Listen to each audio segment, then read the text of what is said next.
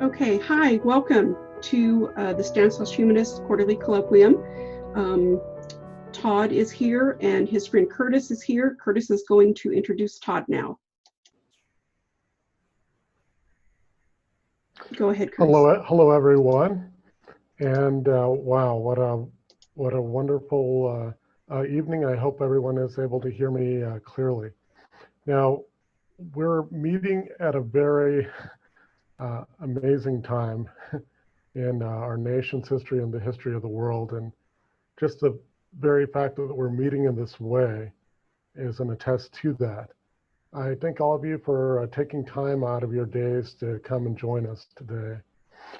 Now, I wanted to just take a moment to encourage everyone to continue to do social distancing as we are in this time. As our governor has let out and encouraged us to do, we've seen the difference. We've seen the curves beginning to curve down and flatten out, and that's because of what each one of you are doing. And I'm so proud of people in the state in California and for what each one of us are continuing to do in this capacity. And now to our speaker of the hour. Todd Vickers is an amazing prolific author. He's an author who's written several different books. It's about women, Truth Like Fire, The Relevance of Kabir, and the new book that I'm really enjoying right now. This is The Paradox of Self-Realization is what we're trying to say there, if we can get that out correctly. I had a chance to meet Todd in a unique way. As an atheist, I've become a new atheist in the last several years, and in this experience, one of the places that I turned to was online. Many of you have seen a recent movie that came out called Men, Women, and Children. In this movie, it's kind of about the nature of social networks and how social media and the internet has changed all of our lives.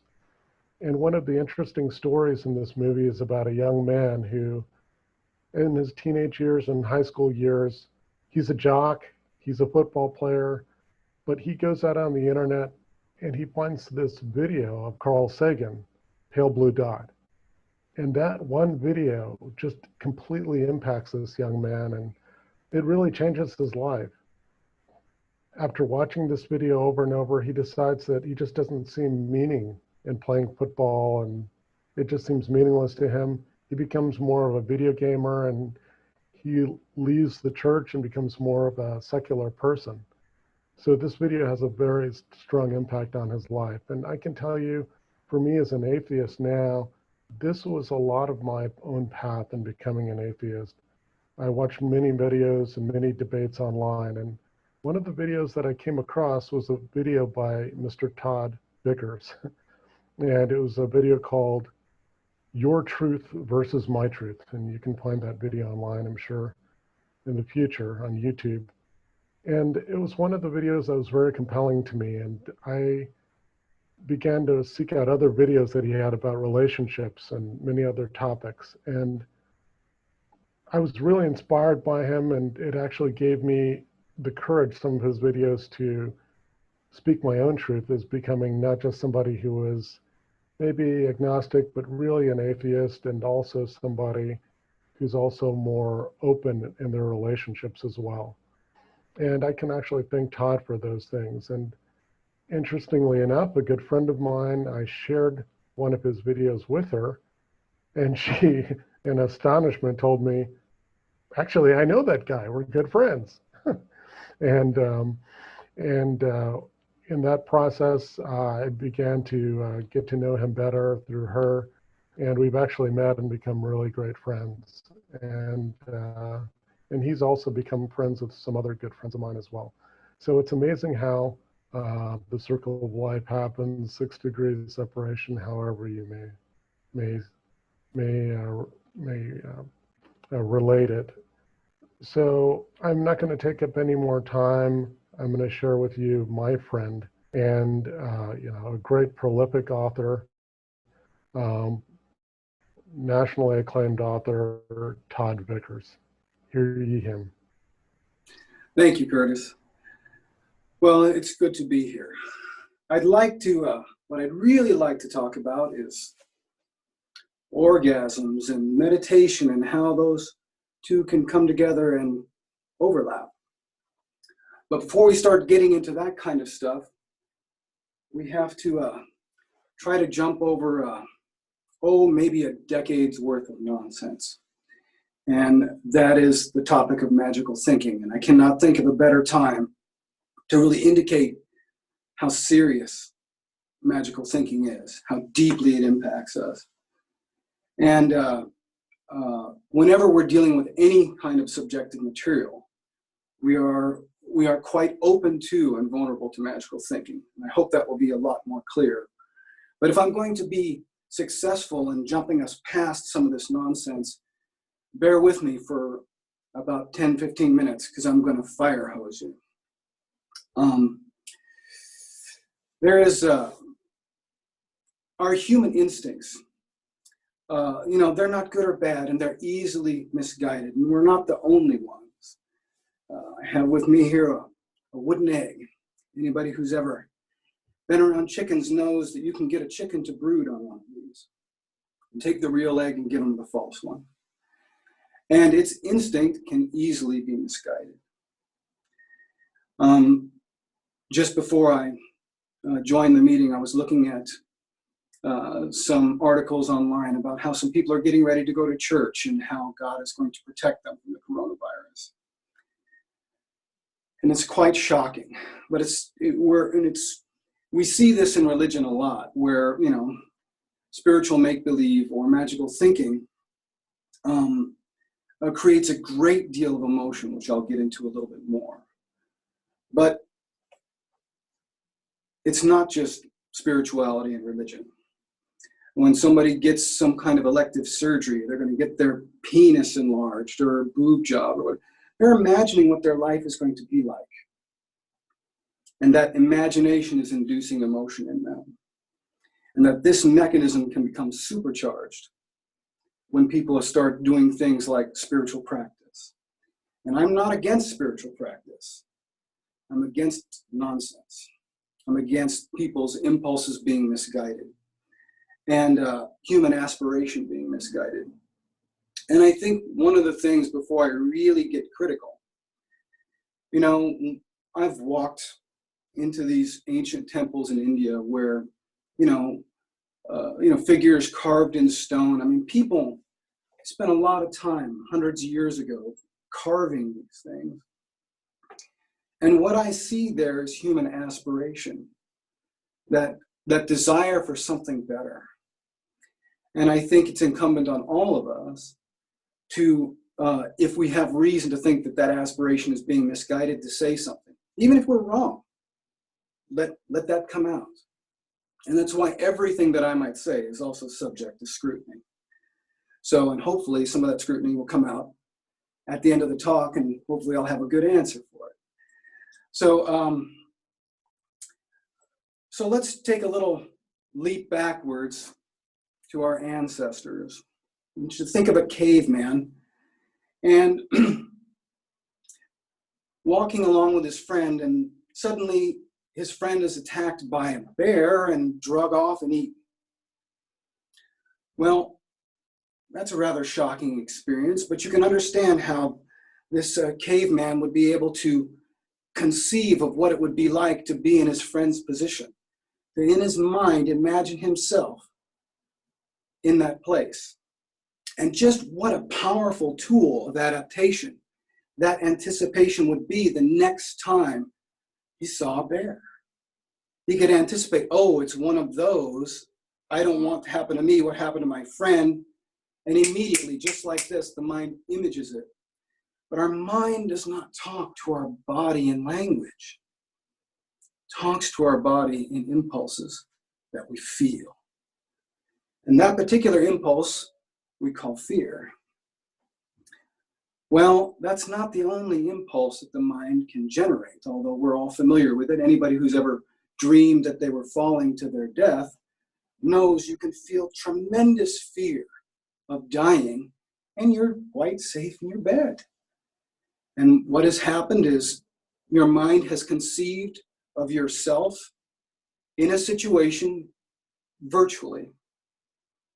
And because that conceptual self is threatened, you feel threatened because you're identified with it. And that identity I'll get into a little bit more later. So now a story. Two friends, long ago, before the printing press, just kind of at the dawn of language, they live in a rural village and they're seeking their fortune. And they realize they can't do anything in this village, so they decide to go out together and support each other to seek their fortune, to make life better for their families. And they go off, and in the course of time, one of them is accidentally killed. The friend actually continues on, the survivor, and he does quite well. And in one of the cities, Samarkand, whatever, he meets a traveler, and he finds out, after befriending this traveler, that this traveler will be passing by their hometown quite some distance away. And he says, "Oh, please, don't write, whatever. Would you please give the message to my family? I will be returning soon with enough money to make life better for everyone in the family. And then please inform my friend's family that he has died." The traveler, being jovial, obviously would be pleased to do that, and they part ways. But in the long journey, he makes a mistake. He just reverses the names. So he tells the family of the living man that he has died. And he tells the family of the dead man of his good fortune and that he will be returning. The wrong family grieved and the wrong family celebrated. What I think is pregnant in this story is we can see that it's not just suffering that can be manufactured by an image in the mind.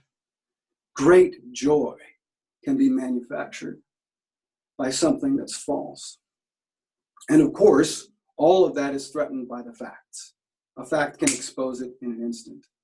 And that is what makes a fact a sacred thing. It's its ability to just simply crush an illusion.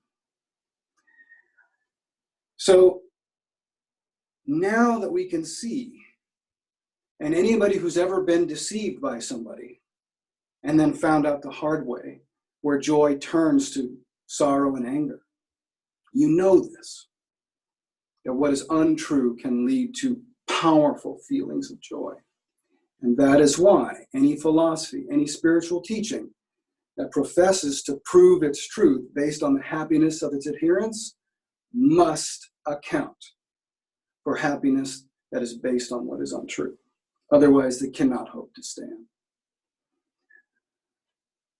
So in this, we're dealing with subjective matters here. We're talking about feelings. We're talking about experiences that maybe we can't share with other people. They can't see inside of us. Well, where does our integrity lie?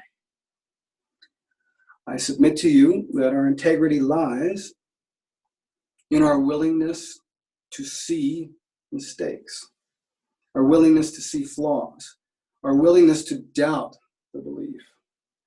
The question isn't, how can I prove what I believe true? The question is, how can I prove what I believe false? And that's where our integrity lies. And so long as we haven't proven it false, we let it stand. And I'm not against strange ideas, crazy ideas, hypotheses, let's try this, whatever. I say let the weirdest stuff we can think of, let it be, let it come into the room, because who knows, we might stumble upon something that looks very strange. I mean, at one time, the idea was very, very strange that, women would be educated and vote. And how much resistance there was to that. Well, there may be other things that are true that seem very strange. So let's allow them in the room, but we'd be willing to falsify them. And this poses a problem because there are things that cannot be falsified. If you do a rain dance and it rains afterward, Does that mean your dance caused it? If you do a rain dance and it doesn't rain afterwards, maybe you just did the dance wrong. And now we see we have a belief that cannot be falsified.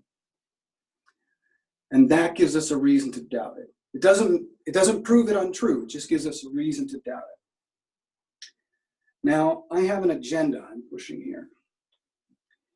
And that agenda has to do with acquaintances, people that I've known over the years, who have suffered very much relying on things that were unreliable. And I'm not suggesting that I can't be misled. Anybody with a mind can be misled. The tool of the con man is our own imagination, because we begin responding to the emotions of the images in our imagination, and that emotion compels us to act, when what's in our imagination may be suggesting something other than what the facts do. So the tool of the con man is not really their ability to lie, because that is useless without our imagination and our ability to feel what we think. So my friend Cindy, I actually went to work for her in one of my other businesses, and the one that pays much more of the bills than publishing.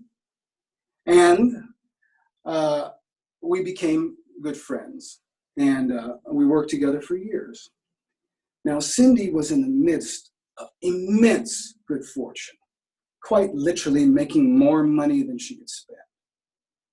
And she was also very much into esoteric spirituality, something that I am not unfamiliar with.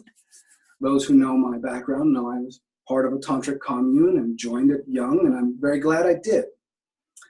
But in any case, Cindy believed a lot of things. She believed in the magic of manifestation, abundance manifestation. She walked on coals with Tony Robbins. She was a big fan of Deepak Chopra. She, just all that kind of, be positive, create, what you put out comes back to you. And she lived by it. You may or may not be able to see it, but there's actually a scar on my neck where I have a surgery because this woman purposely hired me in her business so I could get insurance to have a surgery. And she really went to bat for me. And I got that surgery. It saved me about $90,000. And it's one of the reasons my arm isn't paralyzed. That said,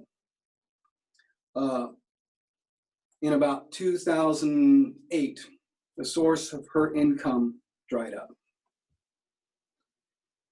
But she just thought, well, let's keep doing what we're doing, keep trusting, keep giving, and she kept following that belief system, supported by a lot of spiritual teachers who preach this. And in fact, not only did she lose all her money, a lot of the people she thought were her friends disappeared, and in fact, had been using her. I remember a conversation that I'll relate to you.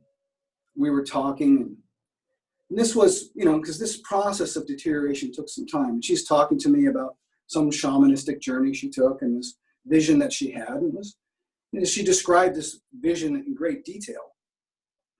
And I don't really have any reason to doubt the vision, that that's what she had.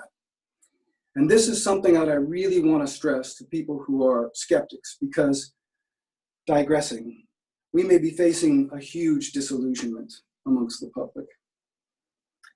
Just 2 weeks ago, several people got together for choir practice, and now 24 of them have the coronavirus. So when people, put their faith in what they believe and it doesn't do what they think it's going to do, not only them, but the people around them who are witness to it, they may have a crisis of faith. And I think skeptics need to be prepared for that. We need to be careful not to be too harsh on the people who are questioning, because it's not the time to say I told you so. Just talk amongst yourselves about that. Welcome the newcomer in, show them what you've got. But anyway, as she described this vision to me, and she began talking about, well, it was from a past life and da-da-da-da.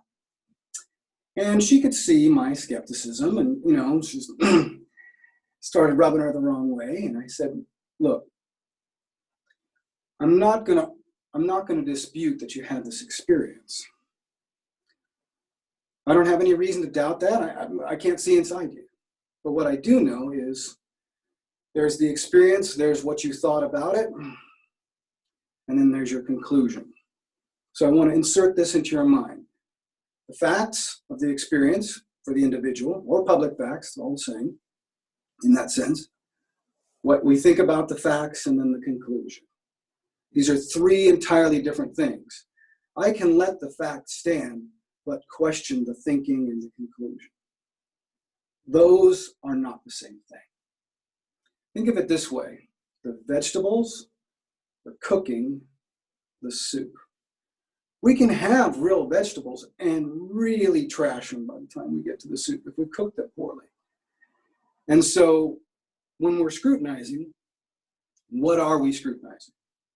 And oftentimes where the skeptic has a tendency to dismiss everything, including the facts, because they don't believe what the meaning someone has added to those facts in their conclusion. So anyway, long story short, about 2 years ago, Sydney killed herself. And, you know, I never went along with her narrative. And I can't prove that what she believed caused her death. But I think I can say with fairly good confidence that walking on coals didn't stop her suicide. Living her past lives, her vision quests, her shamanic journeys, none of that stopped that from happening. And it didn't spare her the pain that drove her into that. So now that's a particular, but I could give many examples. I could talk about in 1905 when the British invaded Tibet and the lamas gave the people of Tibet charms against the bullets, which, by the way, worked great until the bullets hit them. The question arose, well, why didn't they work? And then it was deduced from the lamas that these bullets were plated with nickel and their charms only worked against lead. We can go on. There's Ozil Tenzin in the 80s was the link in the chain of an epidemic of HIV and AIDS in his students. And at that time, of course, it was fatal. When it came out and Ozil apologized, which he should have, he said he thought his Dharma would protect him. Now, here's what I have to say. The last time he ate something bad, the last time he had a headache, the last time he stubbed his toe, should have showed him that the ordinary rules of life applied to him. And so people have a tendency to take non-typical experiences and add a great deal of meaning to them that the experiences themselves don't suggest. And when we're talking about meditation and Tantra, what is happening when you do a spiritual practice or a ritual, you are, by default, arresting your typical habits of mind. By definition, that's an altered state. It's going to be different than you typically are. And describing them is very difficult to do. I know, I've known many such experiences. And it just drives skeptics crazy. You know, like, oh, it was the energy. And the skeptic's like, what are you talking about? Let me solve that problem for you. They don't have a word for it. The same way you can't describe nerve pain. You say, oh, it feels like ants moving down my arm, or my fingers are on fire. You're like, your finger, what the hell are you talking about? Well, subjectively, that's what it's like. But when you arrest your typical habits of mind, you become sensitive to things that you ordinarily aren't. Maybe things that you ordinarily filter out, you know, like the ticking of a clock that you don't notice unless you give your attention to it. There's a lot of things we're filtering out because we don't really see any reason to let them in. So if you're Buddha meditating on your big toe, on your third eye, you will experience a sensitivity that you don't normally have because you're simply granting it attention. Now that's one explanation. There are others. But I think this one will suffice for my purpose here. When somebody says, oh, this energy was passing back and forth between them, what is happening is they're having a subjective experience they don't have a label for. So it's an unlabeled somatic experience. That's what they mean. I can't label it, so here you go, energy. And we can all find ourselves in that experience when we find ourselves at a loss for words, when we're feeling such gratitude for something. There's the gratitude when your grandfather gave you $5, and then there's the gratitude when the fireman saves your life. Well, we have one word, but one of them is an entirely different kind of experience. And one is very, very complete and total and overwhelming. And this is another thing when we're questioning people's beliefs, questioning our own beliefs. We have to remember that very often the reason someone adopted a new system of belief is because it gave them something real or imagined, and it changed how they felt. And from their perspective, their life got better. Now that generates two things: gratitude and loyalty. And anybody who's ever really gone to bat and helped you, you know how easy it is to kind of bend over backwards to rationalize their shortcomings, as opposed to the person you don't like, where he's like eager to believe the worst. And so this is the kind of bias we get into when people make a step up, and it may very well be a step up. And so the thing is something better is not necessarily the limit. And this is probably one of the greatest advantages of altered states. Because one of the things about spiritual experiences or altered states that come through practice is you become aware that the world of experience is bigger than your habits suggest. That is huge. There's no real way to really convey the gravitas of that. As a young man, I was born and dyed in the wool to be a redneck. Then I joined a tantric cult, and next thing you know, I'm dancing, and then there's women that are interested in me, and way more things that are going on than I was experiencing in the outside world. You better believe I was impressed with that. And I had reason to be. That's empirical. And public. You can see it. But one of the things that is so often part of this, the cooking of the facts, what we add to facts on the way to our conclusions is, if you go to a tantric guru and he invites you to explore something, he or she, explore some aspect of your nature which you haven't explored. Say, for example, multiple lovers. And you have some experience with multiple people that just completely shows you that you've been living in a box.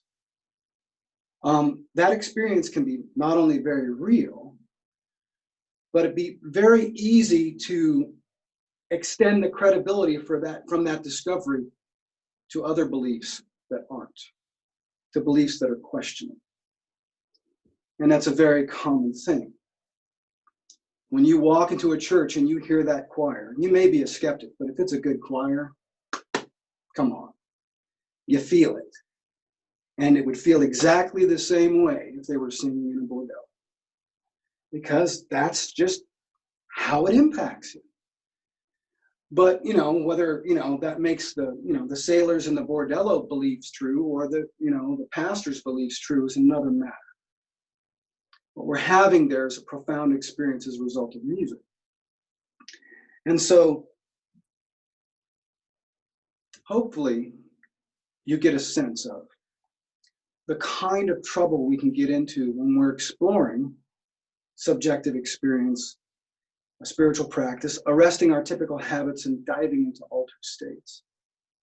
And there really is no end how wild it can get in terms, not only in terms of the experience, but the explanation.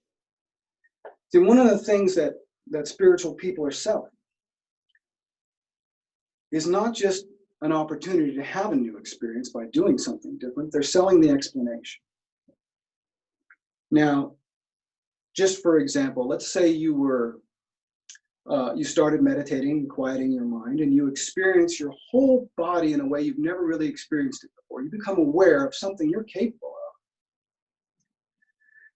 And then you go talk to some different people about it. Let's say you go to a Pentecostal, and you say, I was sitting, and then all of a sudden my body felt like it was on fire. I had so much energy. I didn't know what to do with it. I was like, I felt more alive than I've felt in years.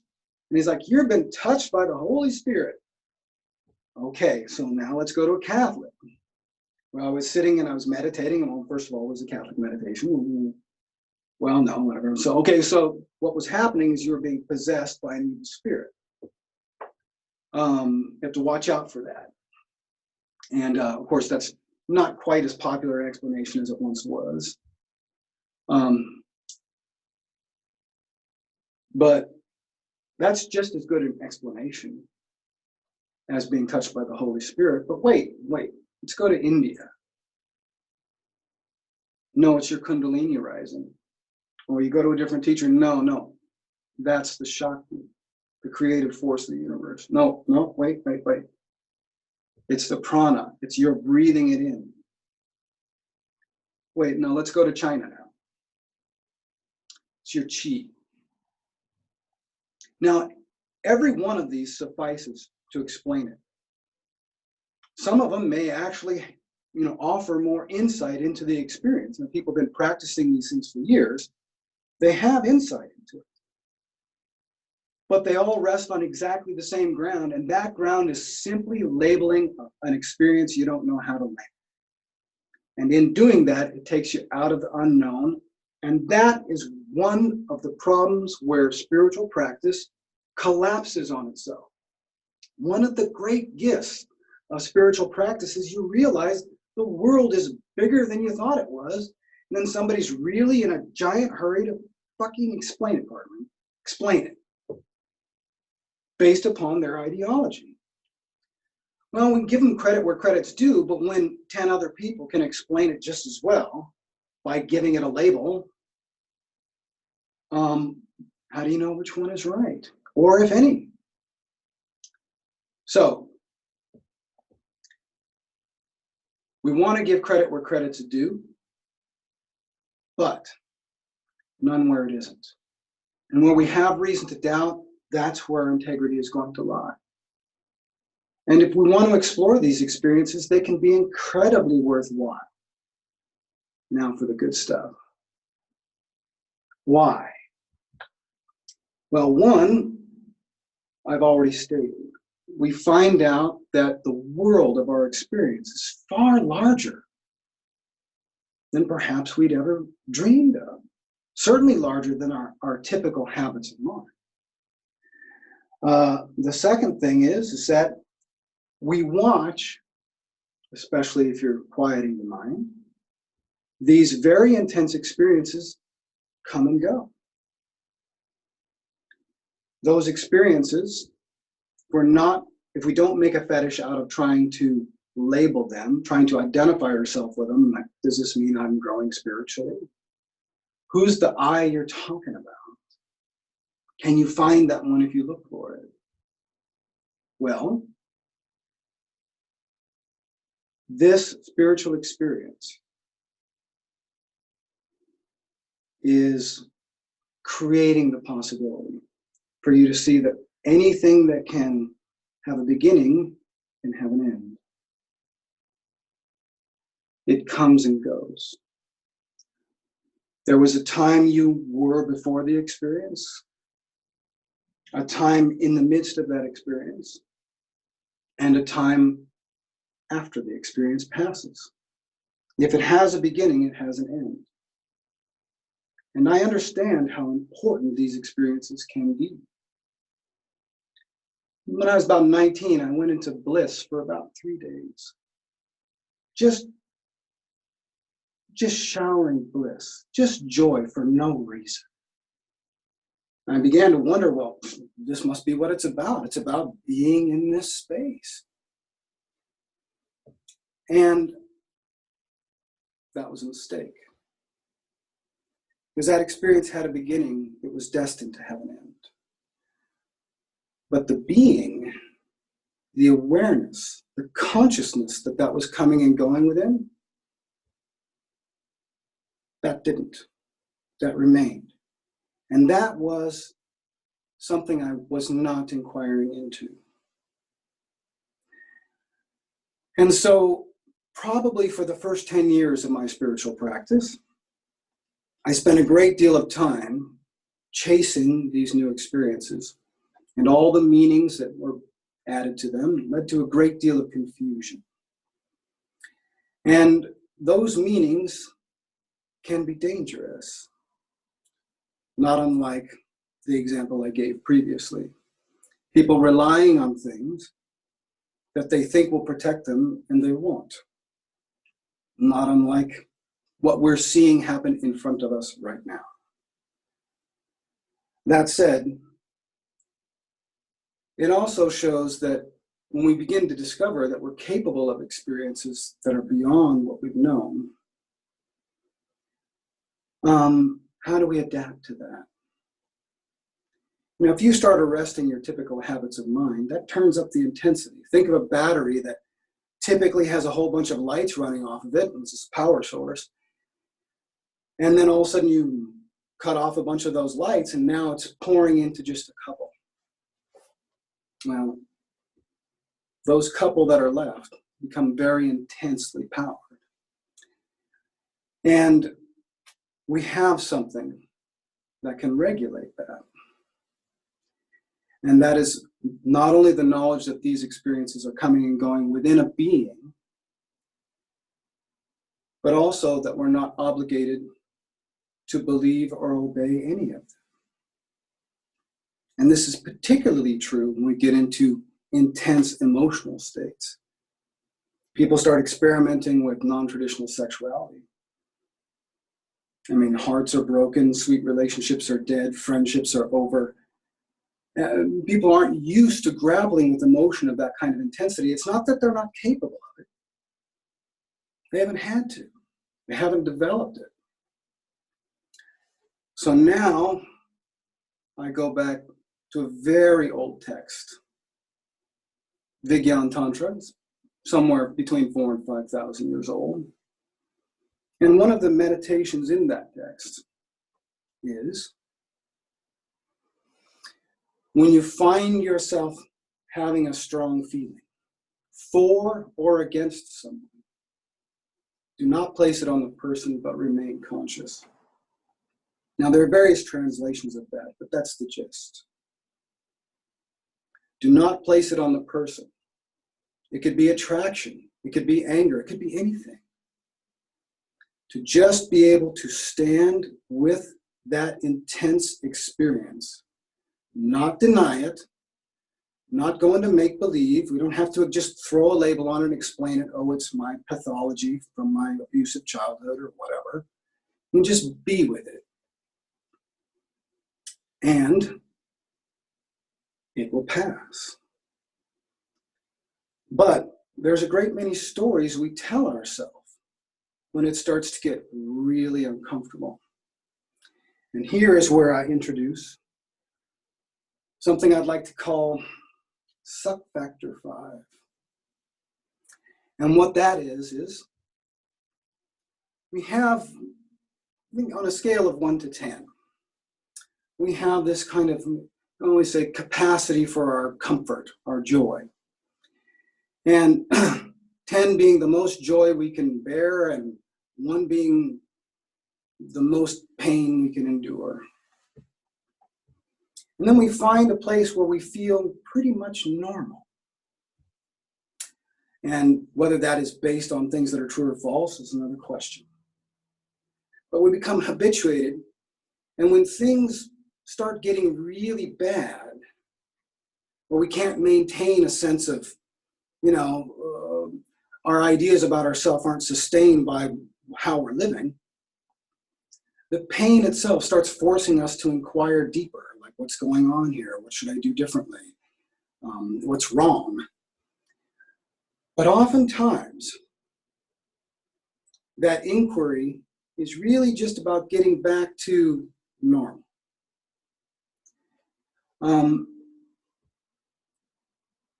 Now, better isn't necessarily the best. If we've lived like shit, and then at some point we learn something and we start to live like dirt, that's definitely a step up. It deserves our gratitude and our respect. But does that mean that's all there is? And why would we stop there? Now that we realize, hey, the world is bigger than I thought it was, here, let me place myself within another horizon of expectations. And that will be where I abide. Just try to sustain that. Why would we do that? And that is because we have identified ourselves with it, whether it be a spiritual practice, whether it be an experience, a certain plus or minus in the way we hold ourselves, who we think we are. Now we go back to our caveman, imagining himself in the mouth of the bear. One of the things that destroys so many possibilities is not so much our habits, which we see. We can see, smoker or eat badly or whatever. And we can see, we need to stop those habits. But what is difficult to see is that the subjective experience of scaring ourselves away from alternatives. See, we can never prove that that's going on. We can prove our habits, we can see them. And habits are such things that the very nature of them is we can do them without thinking. It's like driving on autopilot. Next thing you know, you've gone 10 miles, 15 miles, you've got no memory of it. It's like chewing gum, like tying your shoes. You don't have to think about it to do it, or walking. It's habitual. And then we imagine change, and the habit here is not so much that we're so stuck in what we're used to. The habit is we terrify ourselves of anything else. That's the unseen habit. And one of the things that is so beautiful about meditation and quieting your mind is you can watch that habit disappear. And you can recognize you don't have to believe it or obey it. Because even if you do believe it, you can consciously disobey it. I used to smoke 3 packs a day, I know. And there's really only one way to break a habit, and that is to disobey the impulses when they arise. And sometimes that means being able to bear very intense emotion. And sometimes the emotion that is difficult to bear isn't all negative. Sometimes joy can be intensely provocative, the kind of fear, because who we know ourselves to be starts to become shaken by, I didn't know this existed. Who will I be if, things can be this good, So we become afraid even of what we're capable of in terms of our joy. So, and lastly, before I open this up for questioning, I want to talk about how our attention can be diverted, particularly through repetition, and create habits in us that become a governing force. And those are the very kinds of habits that a practice can arrest and show us that we're actually free of.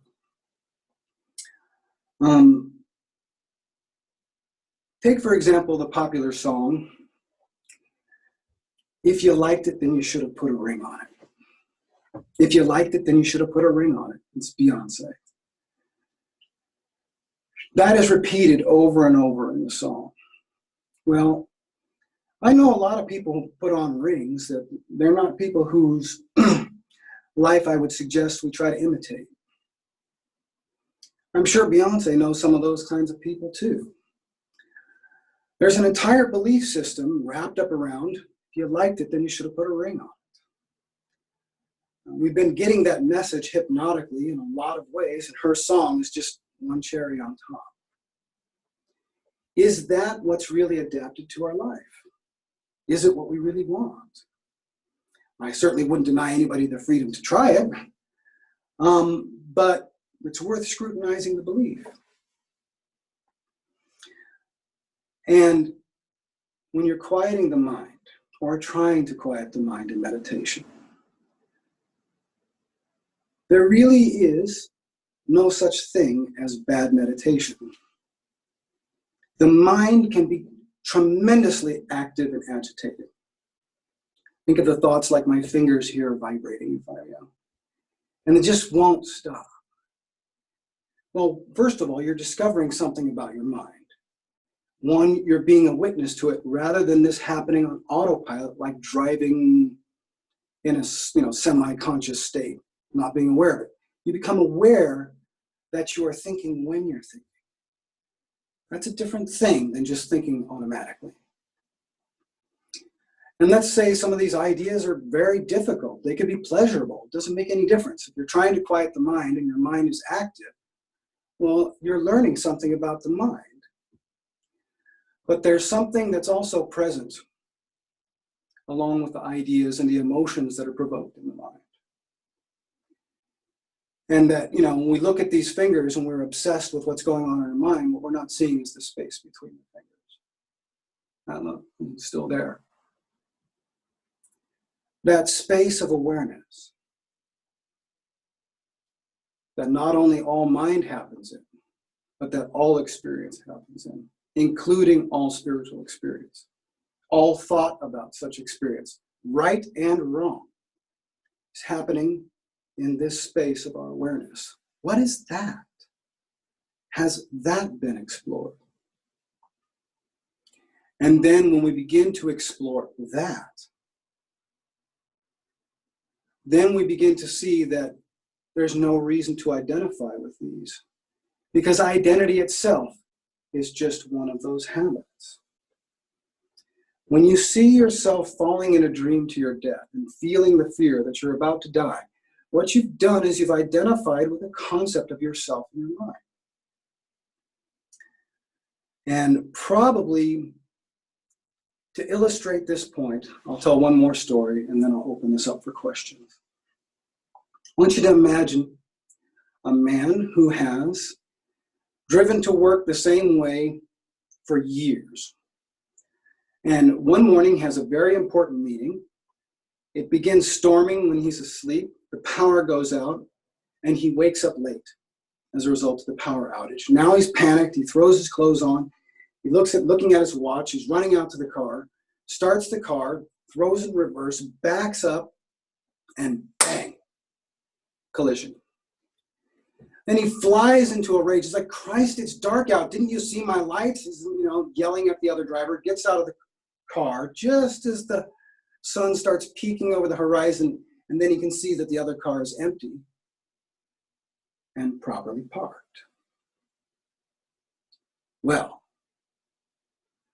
we can see from this example and from our own experience, anybody who's ever been accused of something you didn't do, or accused someone else of doing something they didn't do, found out your wallet was exactly where you left it, we know how profound the emotion can be of just conceiving of what happened, explaining it to ourselves. And we can see the moment before the man realized the truth, that other driver was entirely a fiction in his mind. Never happened. And all the emotion he was feeling towards that driver and towards his explanation that other driver making a mistake and why he's having the accident, that was based upon a fiction. But there's one more thing in this story that is very easy to miss, and that is the driver as he conceived of himself in relationship to the man he was blaming for the accident until he saw the truth. How he conceived himself in relationship to that fictional character. See, that one never happened either. That was all a construct of mind. These constructs are incredibly useful. And that's where I take some exception to some of the teachers that I've had. We use it every day. We conceive of ourselves, imagining ourselves going to the store, imagining ourselves buying a plane ticket, what we need to do to protect ourselves. We place ourselves in a virtual realm, and then we make little adjustments. And the closer that imagination is to the truth, well, the better adapted that idea is. And the further away it is, the less adapted. The less choices we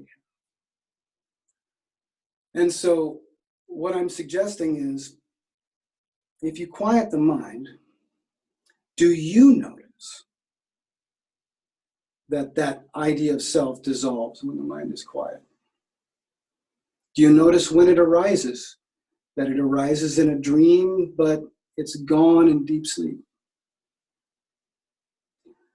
That it arises when we're imagining ourselves arguing with our partner and our partner isn't there? And how easily it is to provoke real emotion with our mind. And what the con man can do to us, we can do to ourselves. So with that, I'd like to open this up for questions. Please. Mohini asked, do you believe in Reiki healing? I probably didn't say that right. Or the beneficial impact of placebo effect? Well, in terms of whenever we have any kind of interaction with another human being, is the benefit what we attribute it to? Now, I am a very sensitive person in terms of, say, for example,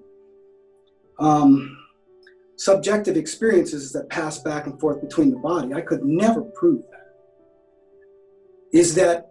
Am I experiencing it entirely within me? Or is it something passing back and forth when you have another person who's confirming it's going on, especially in a sexual embrace? It's like something's going on here, but it's difficult to explain. It's difficult to label. So I think we want to let every label stand. But one of the difficulties is whether it could be, say, for example, someone would be talking about Pran or Kundalini or Shaktipat, where a guru transmits energy directly through touch.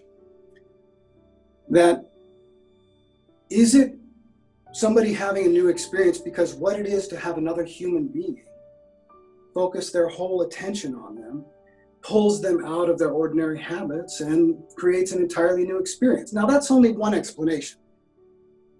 I'm quite sure that there are many things that I think that if I really knew the whole truth of the facts, I would probably change my mind.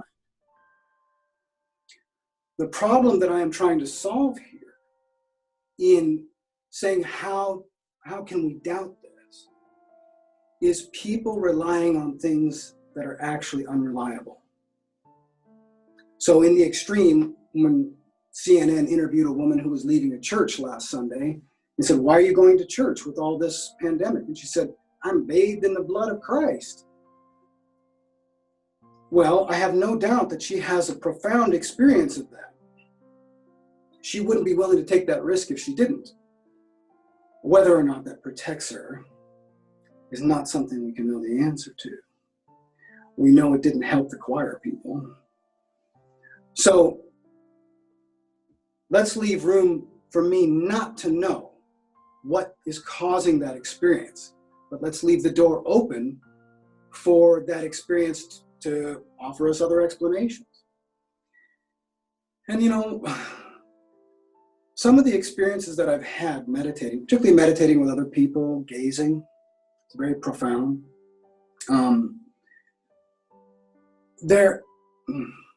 They're so unique, so different from our typical states. The very intensity of it has a tendency to make them very special. I'm not against that. What I'm against is endowing them with qualities that they may not have, which actually debases them. See, if somebody is having some profound spiritual experience, because they're doing some practice, some ritual that has totally arrested their typical habits of mind, and all of a sudden they're experiencing things in a whole new way, where's the horizon? I mean, you can just keep going. I mean, it's like the world is bigger. Now you're in discovery.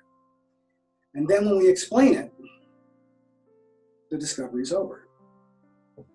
And as I've suggested, we can explain the same phenomena in different ways. So what I'm actually trying to do is leave the discovery open, because a mystery is kind of like a blank check. But the minute we fill it in, it's no longer blank. And let me amend that just a little bit. We can fill it in, especially with subjective things, and let it be kind of a trial and error. Well, let me try out this explanation. Okay, how's that working? Let's try out another one. Let's try out another one. And so now we are in discovery this way. But somebody comes along who's an authority and goes, well, oh, that's an evil spirit, or oh, that's the Holy Spirit, or oh, that's this, or the Shakti, or whatever. And then they give us a whole system of thought. Now, here's the thing. Because we are, in my view, not an incarnation of God, not an incarnation of spirit, we're an incarnation of life, literally. An incarnation of life. The relationship that binds us to ourself when we were taking our first steps, the relationship between us today and that moment in time, is called continuity. The continuity of life. Well, that same relationship binds us not only to our distant ancestors, but even perhaps primitive marine creatures.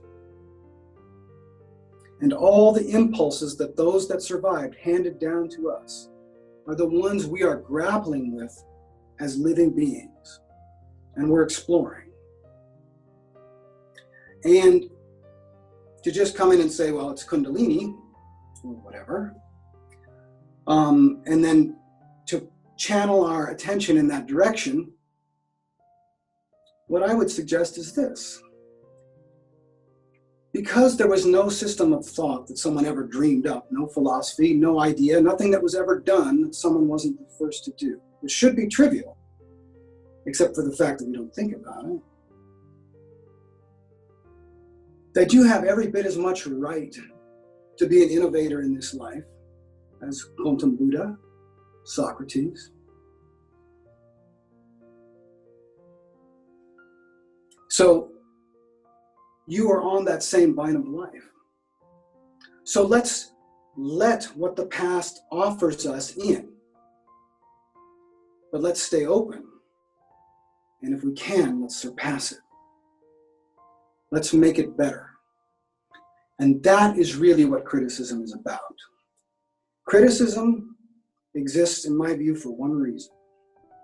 And that is for the sake of the discovery and sharing of the best that is thought and known in the world. You can't really justify it if that's not what it's for. But if that's what it's for, pull out the stops.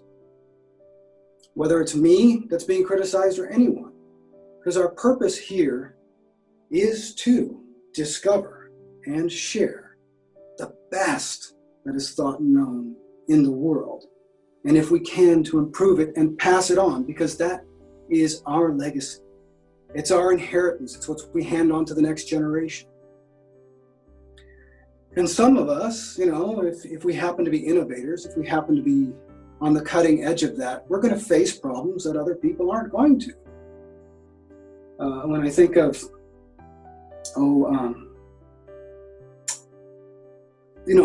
heroes of the women's movement who we've never met, or heroes of people who defended medicine, what Pasteur had to go through just to try to make things sterile because he couldn't prove what he was saying before the microscope. What these people had to do, and they never really got to enjoy the fruits of their labor. but the work that they did liberated coming generations. You know, so in terms of Reiki, there's an explanation for a phenomenon. There's a system of thought that explains a phenomenon. Is that the Omega? No, I don't believe that. But it may have some profound insight. And we want to have access to what's good about it, be able to purge ourselves if all of a sudden our awareness, our intelligence, our discovery leads us to a different conclusion. And then we can pass that forward for other people to improve upon or falsify it. So, another question? Yes. Okay. Curtis asks, many of my conservative, Republican, or Libertarian friends seem to be motivated by fear, and my progressive friends more by authenticity and freedom. As a progressive and an atheist, what might be some of the best tools to reach those people and open their hearts to a different perspective? Well, let the first answer be a little honest. When you find that out, you let me know. As far as I can tell, all we can do is tell the truth and invite people to look from a different perspective. I'm reminded of John Stuart Mill, who in his great seminal work, The Subjection of Women, introduced into the culture of Victorian England an explanation of why we have misunderstood what women were capable of. Incidentally, his wife was very much part of that book, Harriet Taylor Mill, and he used to give her a great deal of credit, but nobody would believe him. And that's what it was to be a woman in the Victorian era. The men got the credit. But he made this interesting observation, which I will butcher in paraphrasing. He said, it's not that people are incapable of judging the facts. They are so emotional about where the facts are leading them that their judge has been tampered with. So every time you give them an even stronger reason to doubt what they believe, they try that much harder to oppose you. And he was very successful in terms of changing the ideas. So he focused his attention on those he could persuade and creating arguments and explanations for why it was important. Now, you know, I have conservative friends too, and I have failed to convince them, to persuade them. Just in the same way that I failed to persuade my friend Cindy. And this is something I'd like to ask about your question to look at. See, it's not just conservatives who are dogmatic. Cindy was quite progressive, married lesbian. Could not be more progressive in her social attitudes. But when it came to questioning a belief that she had invested in, she bet her life on it. She relied on it. So it's not just conservatives who are dogmatic. And the thing is, where our integrity lies, as progressives, especially if you call yourself progressive, is the willingness to be wrong. Give me a reason to think there's a better way to look at this, and I will look at it that way, even if it breaks my heart. Even if I have invested a great deal of time, energy, and attention in the system of thought. Once I realize, oh, it's got a giant blind spot at the size of a Mack truck that you can drive this through, and this doesn't, I'm going to do this. That's where our integrity lies, our willingness to improve. And also, you know, improvement can go backwards too. Sometimes we become aware of a fact that all of a sudden something that was previously thought comes back into prominence. I'm thinking of Einstein's theory of dark matter, which I understand that he threw in the garbage. So, and not that I know much about it, just one example. So, but what you can do is you can be as honest as you can possibly be with your conservative friends. You know, your argument hasn't convinced me because of this reason. And if you're not arguing, if you're not offering reasons, then what are you arguing? By definition, what you're offering is unreasonable. And, you know, I'll digress and use another kind of progressive idea. I'm a musician myself. And lots of musicians have all kinds of strange beliefs around music. And of course, music is incredibly powerful in provoking altered states.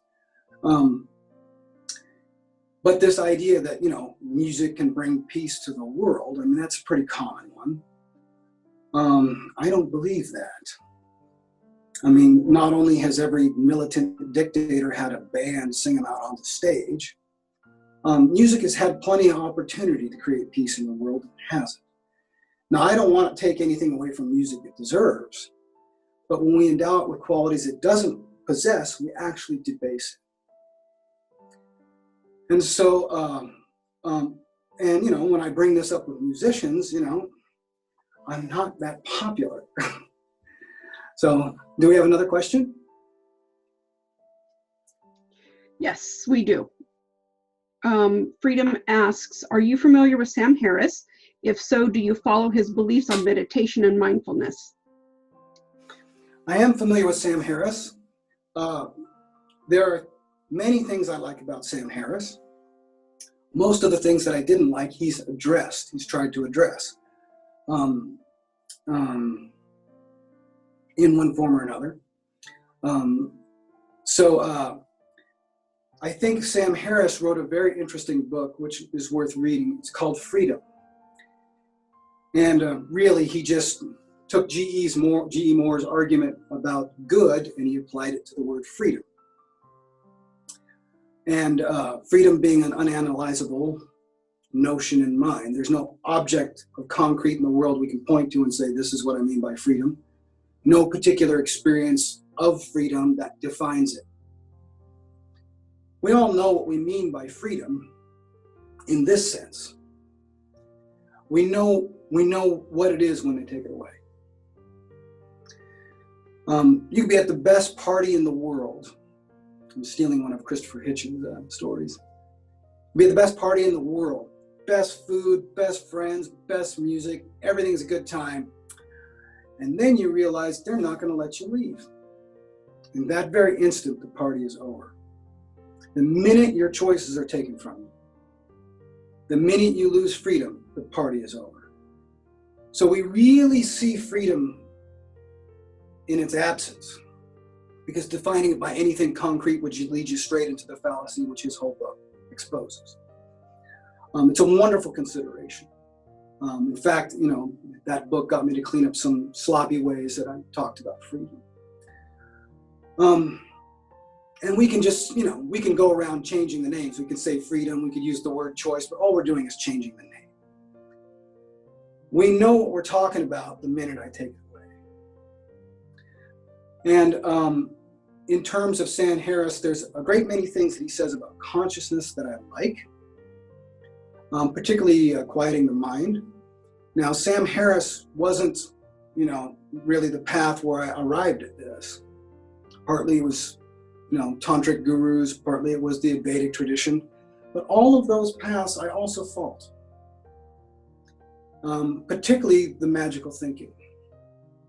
You know, what happens when people rely on things that are unreliable? And I don't really see Sam Harris presenting things as, you know, try this, believe in it, bet your life on it. You know, I see Sam Harris being much more in a realm of inquiry. And I really like his willingness to be critical. Someday, I hope I get a chance to argue his consequentialism. There I have my doubts. If you put up with me for just a moment, we'll dive in a little bit into the nuts and bolts of we can always be in our mind. We can be driven to a place where we can imagine a situation where we would give up our principles because of the consequences. If somebody said, well, Todd, are you willing to tell a lie? Personally, if I tell a lie, I experience pain in my body. It feels terrible. Is there a situation I can imagine where I'd lie? Goddamn right. They're going to cut a girl's clit off unless you lie like a fucking rug. The people who hid Anne Frank from the Nazis, they were liars. And so, now the difficulty is, the problem with lies is, you're suggesting the world is other than what it is. And that makes, the further away we get from what it is, the harder it is for humans to adapt to that world. But, would I make an exception for Nazis? Yeah. I don't like that. I don't like that consequentialism wins that argument. But here is my counter argument. Yes, if you say, well, if we let this information out, some terrorist will blow up the world with it. We don't want that, so let's withhold it. Okay, fair enough. But that whole thing of changing the facts, that's exactly why we're unable to deal with the coronavirus. People who are self-serving, who decides it's better that people don't know the facts. That's exactly why we have been unable to address climate change. People feel more comfortable with a certain belief than another one and decide to interpret facts in their own way. So even though would I lie to save the world and humanity? Yeah, I think I probably would. I hope I would. But it's also, when I look at it, it's lies that seem to pose the greatest threat to humanity.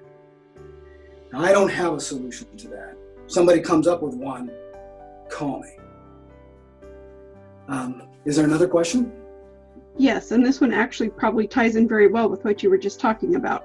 So Walker asks, COVID-19 presents us with an opportunity to create many different explanations for what is going on in the world right now by its currently unknowable nature.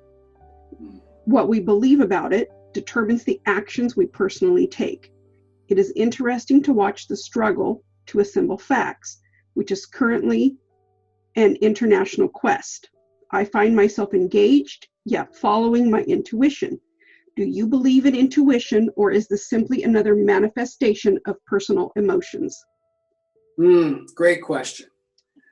So first, I'm going to defend intuition. All of our sensations, all of our sensitivities, subjective as they are, it's what everything else is built on. You don't have those intuitions, those sense data, that impulses that you feel within your body that they can measure on an fMRI. You don't have those, you don't have logic. You don't have knowledge. You don't have anything that we can build on top of it. You got to start with those. But the thing is that, those intuitions are not public. Sometimes they're right. A clock that's broken is right twice a day. And sometimes you can land on something that is true purely by accident. And it's wonderful when that happens. Especially when our intuition tells us something about a person, like I don't trust this person, and that person turns out to not be trustworthy. We're like, ooh, glad I listened. Wish I had a couple of years ago. That said, intuition has huge blind spots. Because if you look at an experience that is arising from intuition, and then you look at an experience that is arising through magical thinking, exactly where's the line between those two? They're both happening within us. So the way I look at it is this, because we would like, everything to be, as solid as matter, but it just ain't that way. Reasoning isn't that way, and intuition isn't that way.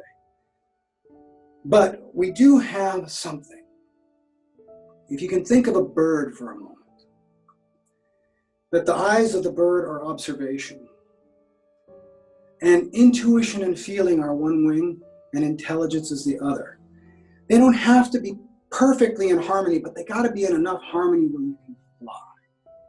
And each one of those can correct a mistake of the other. So if we have an intuition and our observation says otherwise, can our observation be wrong? Sure, of course it can. Or it could show us a blind spot in our intuition. The same way with, sense data. Anybody who's ever been scared to death by a coat rack, in the night, looking like a person, or, hearing a noise in the house and thinking somebody's breaking in, or even to look at an optical illusion, we can see how something can appear to be, more than one thing. And so our sense data can be tricked. And of course, our logic, if our premises are wrong, well, we're going to carry that forward. And sometimes even if our premises are right, atoms are invisible. Cheese is made of atoms. Therefore, cheese is invisible. That's entirely cogent. And of course, it's wrong because there are facts that we're not accounting for in our little logical formula. Well, fortunately, experience will correct that mistake. Cheese is certainly visible. But when we're talking about what we can't see, and we're reasoning into it with logic that way, it's one of the reasons why, experience trumps logic. If I say 2 and 2 is 4, and in reason it always is, it's never different. And then I take 2 rabbits and I put it in a cage with another 2 rabbits and feed them and come back and all of a sudden there's 14 rabbits. And I haven't added any and nobody else has, and we haven't taken any away. What happened? And the pure rationalist will go, no, that's not fair. You're using something that is inherently changing. And I'm like, yeah, you got it. Because everything in the world is changing. There isn't one concrete object you can touch that isn't changing. So what you can conceive of is different than what you can apprehend with your senses. But those 2 things, even though neither one of them might lead you directly to the truth, both of them can see where the other one is making a mistake, at least sometimes. So, and then we get reason and experience and intuition, we get them all working together. And at some point, we're not going to get perfect certainty. But can you act with vigor and change on a dime if need be? And that is one of the things that I think is beautiful about Tantra. In the 112 methods of Beyond Tantra, really only about 12 can be connected to sexuality. The rest of them are breathing, this and that. They're very simple. It's like 4 pages. One of the oldest tantric texts. But you see, this text was professed, supposedly, by Shiva to Devi, by gods, as a teaching. I don't believe that. I believe that was marketing. And it was marketing 500 years ago. Or pardon me, 5,000 years ago. And so, but when they say, when you're feeling a rage, lay down as if you're a corpse. Now, hold on to it as long as you can. The very fact that you bring your conscious attention to your rage changes it. Don't believe me, try it. It's entirely different than just going along with the reactivity and being swept out to sea. So, is that entirely satisfactory? No. What we got is intuition, observation, and the best of our reasoning faculties to show us where each one of those has a weak spot. And then the weak spots we can't see with any of that, we're stuck with trial and error. A very painful, long, and often expensive way to learn. And if you look at what's happening with the coronavirus right now, because people would not listen to reason that was based upon evidence, they are finding out very piecemeal in different states through trial and error. And that is a very painful, costly way to learn. If you can do it otherwise, well, let's just say the caveman that could conceive of himself in the jaws of the bear, he has an advantage over one that can't. Well, I hope that answered the question. Is there another? No, that was our last question, actually. Okay. Unless anybody has anything they'd like to add. And we'll give it a second, see if anybody types anything in. Thank you so much. Oh, you're very welcome. Oh, yes, I enjoyed it. And I hope somebody got something out of it. So Definitely. Anyway, let's see here. Oh, the shameless self-promotion. All my books are on Amazon, the published ones anyway. So if you want to look me up, please do. Great, thank you. And to everyone who came, we're getting some thank yous on the group chat right now. Mohini asked, what is the name of the original Tantra text? Vivriti.Org Tantra.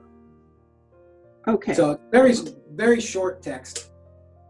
And it starts out, Devi asks Shiva, her consort, to speak to her of, the 112, passive real meditation, whatever. I'm butchering it.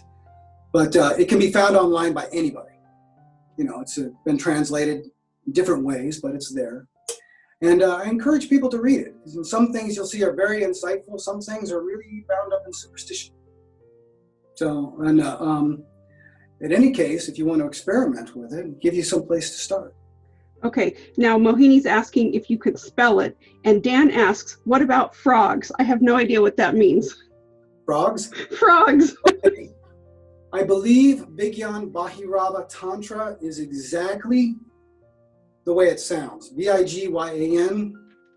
And just if you write Beyond Tantra PDF, you should be able to get any number of them. Okay, Download good. them off the internet. Okay, we will have, Dan says frogs joke. Oh, Okay, we will have a recording of this available probably in a few days, maybe a week or so. And to those of you who are not regular members of Stanislaus Humanists, we thank you for joining us, and you're welcome on our meetup page, our Facebook page. We are having weekly quarantini happy hours on Friday nights, so you're welcome to join us for those. And our colloquium are usually done quarterly. However, because we're all in, we'll probably have another one next month. So stay tuned for more. Again, thank you so much, Todd. okay. Well, thank you so much. All right. Bye-bye, everyone. Bye-bye.